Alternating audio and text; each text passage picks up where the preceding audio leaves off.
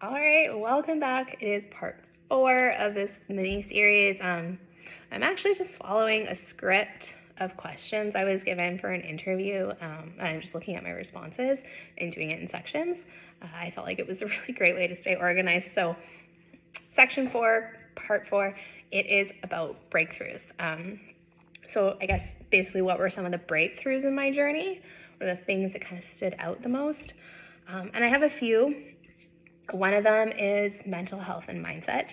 I think that is a really huge piece of it. I don't think I could have physically healed to the level I'm at now without having put a lot of dedication into my mindset and mental health.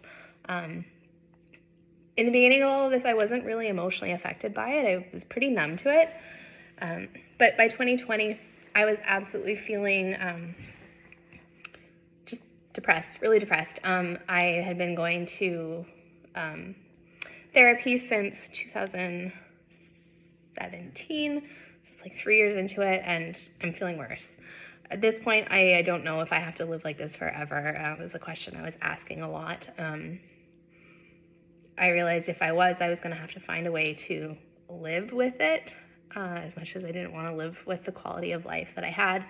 Something I said over and over again in those appointments is, like, is this as good as it's going to get? Because it really wasn't a quality of life that I felt that I could accept, I guess.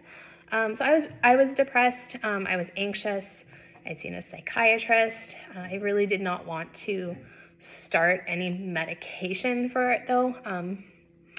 Not that I have anything against using it, but for part of, I guess, my symptoms, some of the really strong stuff for me was neurological. So I have a lot of nerve damage still that it's going to take time to heal, but am on still medication for nerve pain and nerve damage. And those medications are also used for depression, bipolar disorders, and those sorts of things. So I did not want to layer another one on. I thought I would give myself, because it was spring at this point, I would give myself from the spring of 2020 through the summer to see if I could turn things around by being a little bit more intentional with what I chose to do in a day, getting outside more, the sunlight, just the seasonal affective disorder stuff, being able to be past from 2020. And of course, it was 2020. A lot of people were feeling a lot of feelings that they hadn't felt before. Things were just hard in general for everyone. So that's what I did. I spent a lot of time with my mental health therapist. Every couple of weeks I would go. But the biggest thing I did, and this is something that I would really suggest anyone else kind of feeling these feelings would do, is you really need to dig into your mindset and like personal development or mental health, whatever you want to call it. So for me, that started out in 2019. I started reading books like Own Your Everyday by Jordan Lee Dooley was one I really liked. The Miracle Morning. I really liked, what's her name? Rachel Hollis's books. Just those styles of books, kind of in the overall self-help umbrella. That was starting to help. And then in 2021, I was able to participate in a year-long weekly mindset coaching program. I tuned into those videos, I wrote notes, and I went through the homework.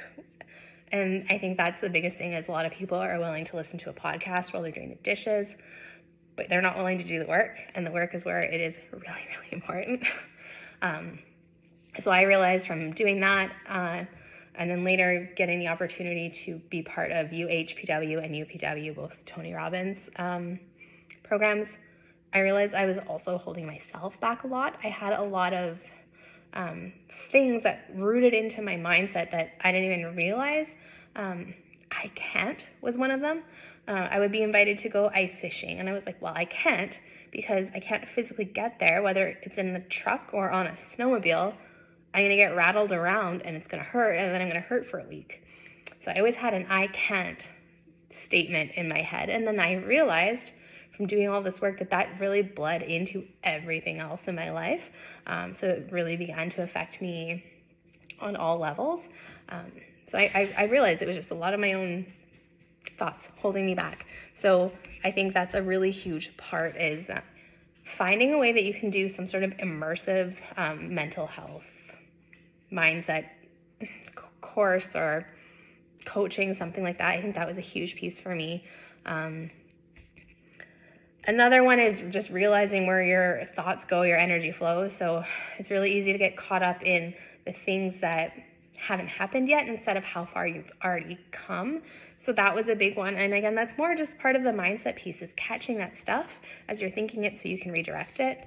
And then when it comes to breakthroughs treatment-wise, I think that's like the most difficult thing to answer. Sorry, the shadows of the sun coming in and sun setting right now are absolutely messing with all of this lighting here. But treatment-wise, I don't think there's an answer for that one. I don't know, that's terrible, but there just isn't one. I think it was a combination of everything.